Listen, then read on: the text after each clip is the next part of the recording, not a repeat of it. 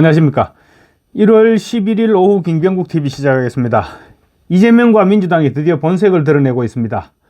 내란 선동 논리전에서 밀리니까 탄핵 반대 여론 확산을 막기 위해서 일반인들의 카톡을 검열해서 비상계엄을 옹호하는 글을 올리거나 아니면 퍼나르기만 해도 내란 동조 혐의로 고발하겠다고 합니다.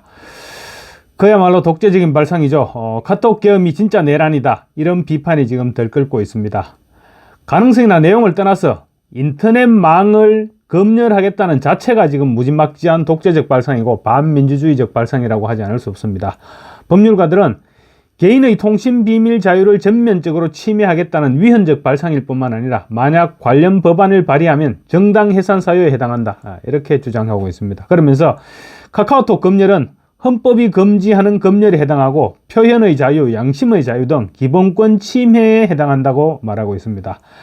위헌이라고 지적하면 민주당은 헌법도 개정하면 된다, 이렇게 생각할지도 모르겠습니다. 카톡 검열은 다 떠나서 중국 공산당과 같은 발상입니다. 중국 공산당은 일례로 시진핑 요구를 하면 인터넷에서 차단시키고 작성자는 추적을 당해서 처벌을 받게 됩니다. 민주당의 발상과 뭐가 다릅니까? 이재명이 쉐쉐 하고 또 최근 들어서는 중국 특파원들을 만나서 SOS를 타전하더니 급기야 중국 공산당식으로 지금 카카오톡을 검열하겠다고 합니다.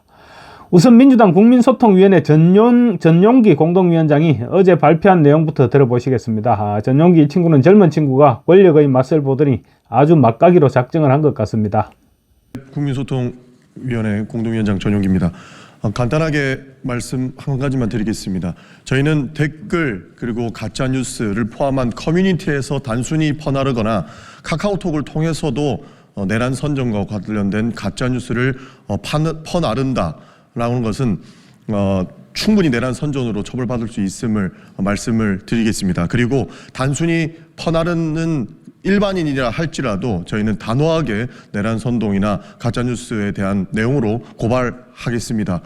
전용기는 가짜뉴스를 퍼나른다는 것은 충분히 내란 선전 혐의로 처벌받을 수 있고 또 일반인이라고 하더라도 처벌할 테니 조심해라, 이런 경고를 하고 나선 것입니다.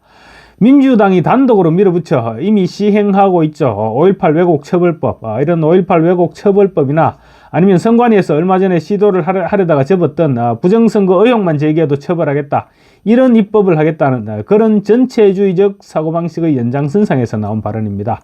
조금 있으면 아마 국민들이 사용하지 말아야 할 단어들이 발표되지 않을까 싶습니다. 독재라든가 이재명이라든가 형수, 찢는다, 정신병원, 김부선, 대북송금, 대장동, 소고기, 법카, 너무 많죠. 그런 단어들 다 사용하지 못하게 하면 국민들은 아예 입 닫고 살아야 될지도 모르겠습니다. 이재명이 연설하는데 졸거나 박수를 건성으로 치다가는 또 북한처럼 그야말로 치도곤을 당하게 될지도 모릅니다. 가짜뉴스와 허위사실 유포를 말하자면 김어준을 비롯한 좌파 유튜버들을 따라갈 사람이 있을까요? 우파들은 죽었다 깨어나도 그렇게 할 수가 없습니다. 김어준은 심지어 국회 상임위 전체 회의장에서 전국에 생중계되는 가운데 가짜뉴스를 퍼뜨렸죠. 암살조, 사살조, 생화학전, 이런 무시무시한 용어들이 섞인 가짜뉴스를 퍼뜨렸는데 이런 것이 바로 전용기가 말하는 내란 획책입니다. 카톡 검열하기 이전에 김어준부터 고발을 하는 것이 순서가 아닐까 싶습니다. 전용기의 이 같은 발상이 과연 혼자만의 발상일까요? 아마 그러지는 않을 것입니다. 최근 들어서 탄핵에 대해서 반대 여론이 확산되고 있고, 그리고 또 윤석열 대통령에 대한 체포영장 강제 집행, 또 헌법재판소의 탄핵재판에서 내란죄를 삭제하는 부분, 이런 부분 여러 가지 민주당이 추진하는 부분들에 대한 여론이 지금 급격하게 악화되고, 또 윤석열 대통령의 비상계엄 선포를 이해한다, 이런 목소리까지 높아지니까 지금 민주당이 정신을 차리지 못하고 있는 것입니다. 그래서 일단 던져놓고 겁을 주자는 것인데 너무 멀리 갔습니다. 이런 엄포에 겁먹을 사람들이 어디 있을 것이며 오히려 공산주의적 사고방식만 노출시켰을 뿐입니다.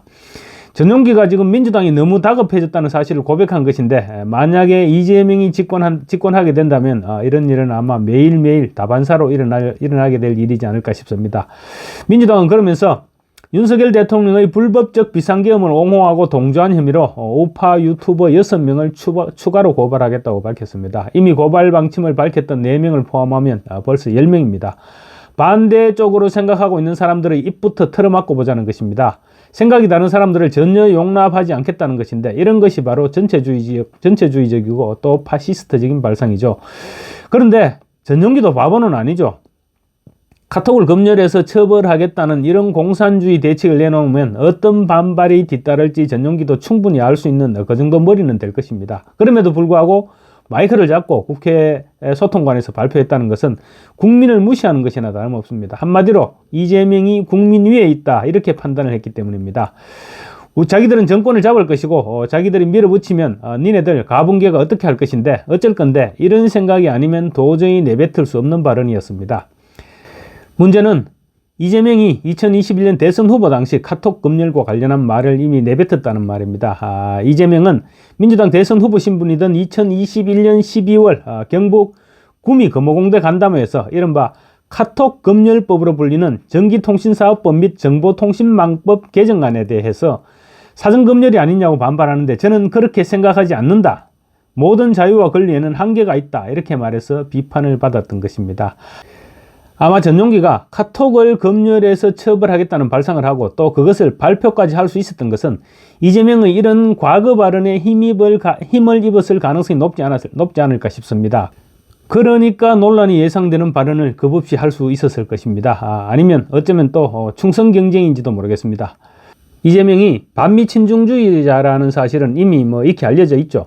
우리로 치면 중앙부처 국장급에 불과한 주한 중국 대사의 관저를 찾아가서 두 손을 모아서 머리를 조아리고 15분 동안 싱하이밍 대사의 훈시를 듣고 또 허리를 숙여서 두 손을 잡고 악수하는 모습은 차마 눈 뜨고 보기 힘든 그런 충성맹세 같은 장면이었습니다.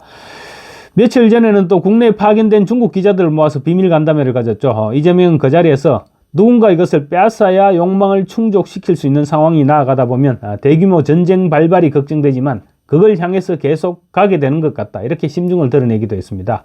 이 발언이야말로 선동 발언이라 아니할 수 없습니다. 그런데 이런 발언을 하기 전후에 이재명은 비보도를 거듭 당부했습니다.